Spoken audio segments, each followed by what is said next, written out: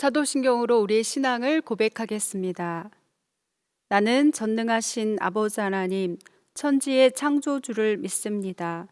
나는 그의 유일하신 아들, 우리 주 예수 그리스도를 믿습니다. 그는 성령으로 잉태되어 동정녀 마리아에게서 나시고 본디오 빌라도에게 고난을 받아 십자가에 못 박혀 죽으시고 장사된 지 사흘 만에 죽은 자 가운데서 다시 살아나셨으며 하늘에 오르시어 전능하신 아버지 하나님 우편에 앉아 계시다가 거기로부터 살아있는 자와 죽은 자를 심판하러 오십니다. 나는 성령을 믿으며 거룩한 공교회와 성도의 교제와 죄를 용서받는 것과 몸의 부활과 영생을 믿습니다. 아멘.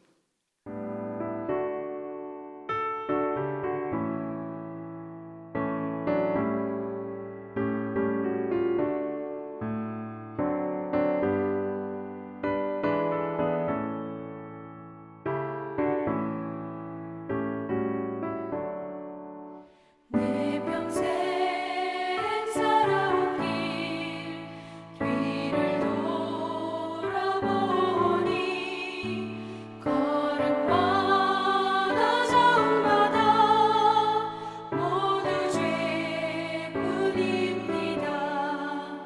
우리 죄를 사하신 주의 은혜 크시니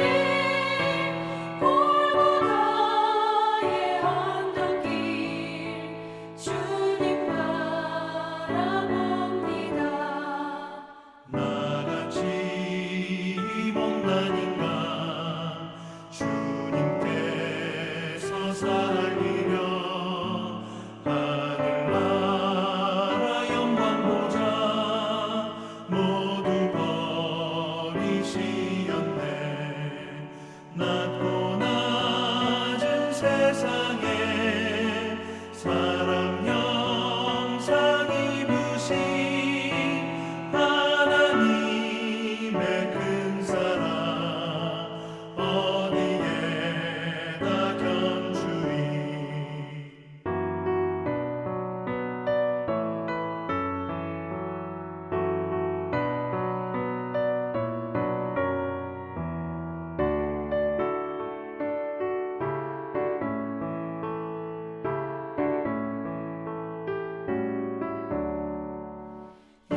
예수님 나의 주님 사랑의 주 하나님 이제 나는 예수님만 높이면서 살겠네.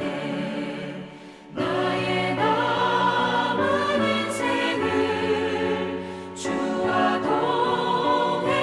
동행하면서 주님 사랑 전하며 말씀 따라 살겠네.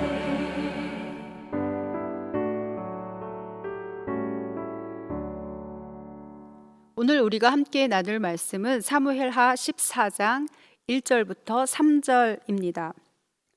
수르야의 아들 요압이 왕의 마음이 압살롬에게로 향하는 줄 알고 드고아의 사람을 보내 거기서 지혜로운 여인 하나를 데려다가 그에게 이르되 청하건대 너는 상주가 된 것처럼 상복을 입고 기름을 바르지 말고 죽은 사람을 위하여 오래 슬퍼하는 여인같이 하고 왕께 들어가서 그에게 이러이러하게 말하라. 고 요압이 그의 입에 할 말을 넣어 주니라. 아멘. 13장에서의 사건이 14장까지 이어집니다. 13장에서 압살롬은 신누이 다말의 복수를 행했습니다. 양털을 깎는 시기에 왕자들을 불러 큰 잔치를 벌이는 것처럼 하고는 암논을 죽이고 그술로 도망쳤습니다. 하나님께서 나단을 통해서 예언하신 대로입니다. 이런 시기일 거라고는 다윗도 생각하지 못했을 겁니다. 아버지로서의 다윗을 보면 자식이 어떤 짓을 하든 훈계하지 않는 끝까지 기준이 없는 그런 아버지입니다. 이 문제에 대해 다윗이 어떤 결정을 내렸다라는 말이 없습니다. 압살롬이 암논을 죽이고 아람 왕국의 구슬 땅으로 도망하고 3년이라는 시간이 지났습니다. 날이 갈수록 압살롬을 그리워하는 다윗의 마음이 간절해졌음을 신하인 요압이 알았습니다. 요압은 두 사람의 관계를 회복시키고자 꾀를 냅니다. 드고아의 지혜로운 여인 하나를 데려다가 다윗에게 할 말을 줍니다. 나단 선지자가 밧세바 때와 같이 비슷한 그런 상황입니다. 한 이야기를 만들고 다윗의 통치하에 일어난 일인 것처럼 꾸미고 다윗으로 자신의 처지를 깨닫게 하는 겁니다. 그 여인이 하는 이야기는 창세기 4장의 가인과 아벨의 이야기에서 가져왔습니다. 내용은 이렇습니다. 아들 둘이 있는데 그들이 들에서 싸워서 한 아이가 다른 아이를 쳐 죽였다는 겁니다. 법대로 하면 동생을 죽인 자는 마땅히 대가를 치르고 죽어야 합니다. 집안 사람들은 동생을 죽인 아들을 죽이자 합니다. 그래서 여인 입장에서는 살아있는 아들이 다른 아들을 죽였지만 그나마 살아있는 아들마저 이룰 수는 없다라고 합니다. 그러니 왕이 명령을 내려서 친척들이 자신의 아들을 죽이지 못하게 해달라는 겁니다. 다윗의 현실을 잘 이야기하고 있습니다. 압살롬이 암논을 죽였지만 압살롬을 죽일 수는 없는 다윗의 처지를 잘 반영한 거지요. 여인의 호소를 들은 다윗은 내 아들의 머리카락 하나도 땅에 떨어지지 아니하리라 합니다.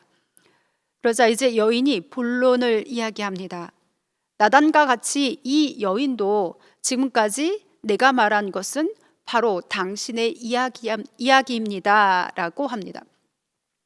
왜 쫓겨난 자를 집으로 돌아오게 하지 않느냐 합니다. 다윗이 이 모든 일을 다윗과 압살롬을 염려한 요압이 꾸민 일임을 알게 됩니다. 요압이 그슬로 가서 압살롬을 데리고 예루살렘으로 돌아옵니다. 그러나 다윗의 솔직한 심정이 드러나는데 21절 왕이 요압에게 이르되 내가 이 일을 허락하였으니 가서 청년 압살롬을 데려오라 하니라. 데려오라 했지만 진정한 용서가 아니었습니다. 아들을 부르는데 청년 압살롬이라 합니다. 24절을 보면 더욱 확연하게 드러납니다. 왕이 이르되 그를 그의 집으로 물러가게 하여 내 얼굴을 볼 수 없게 하라 하매 압살롬이 자기 집으로 돌아가고 왕의 얼굴을 보지 못하니라.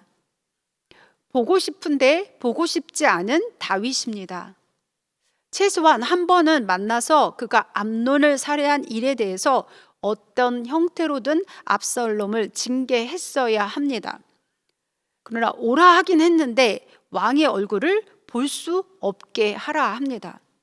아니 이럴 거면 뭐하러 돌아오게 했나 하게 되지요.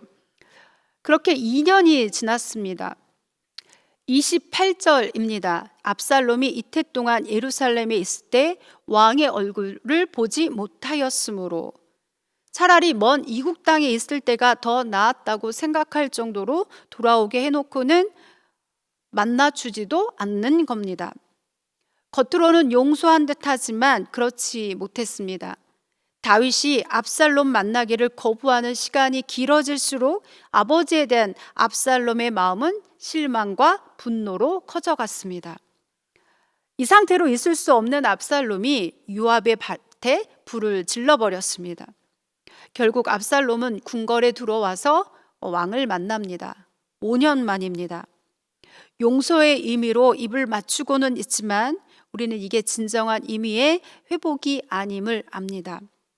압살롬은 이미 이때부터 그 마음에 반역의 마음이 있었습니다. 그리고 다음 장에 가면 드디어 반역을 하는 압살롬을 보게 됩니다. 화해하고 용서해야 할 시기가 있습니다. 그 시기를 놓치지 않기를 바랍니다. 누가복음 15장에는 탕자를 둔 아버지의 이야기가 나옵니다. 둘째 아들이 아버지에게 가서 자기 재산을 달라고 하지요. 그리고 먼 나라로 가서 허랑방탕하게 그 모든 것을 탕진하고 굶어 죽게 되어서 돌아오는 이야기입니다.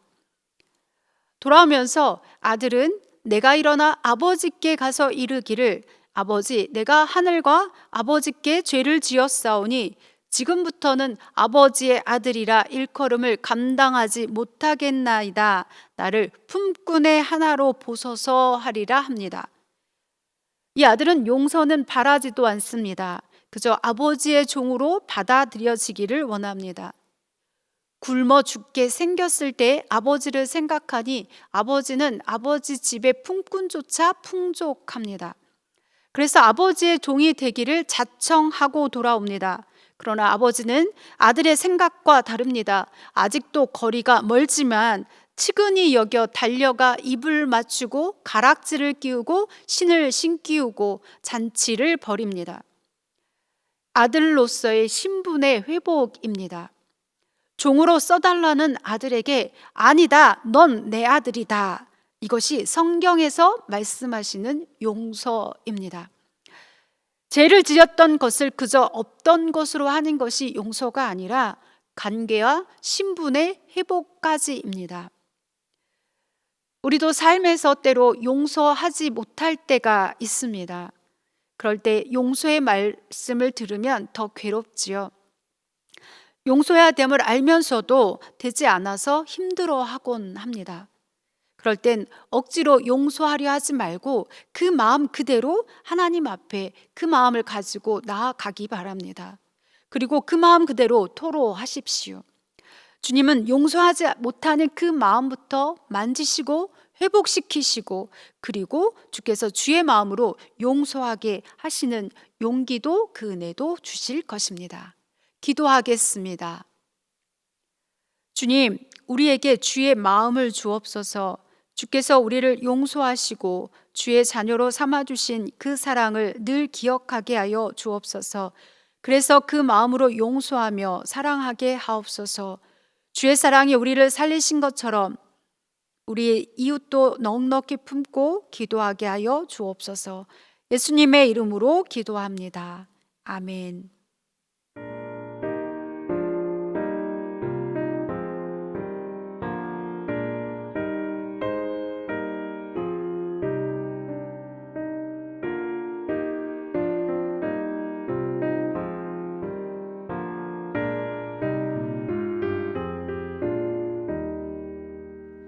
주 사랑 안에 살면 두려움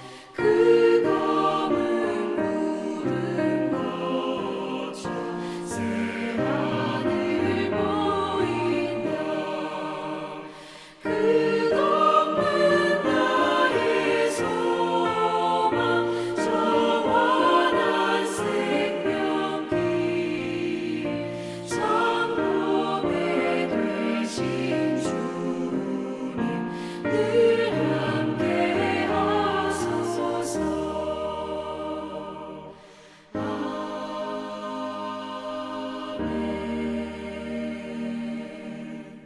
주기도로 마치겠습니다. 하늘에 계신 우리 아버지, 아버지의 이름을 거룩하게 하시며 아버지의 나라가 오게 하시며 아버지의 뜻이 하늘에서와 같이 땅에서도 이루어지게 하소서. 오늘 우리에게 일용할 양식을 주시고 우리가 우리에게 잘못한 사람을 용서하여 준 것 같이 우리 죄를 용서하여 주시고 우리를 시험에 빠지지 않게 하시고 악에서 구하소서. 나라와 권능과 영광이 영원히 아버지의 것입니다. 아멘.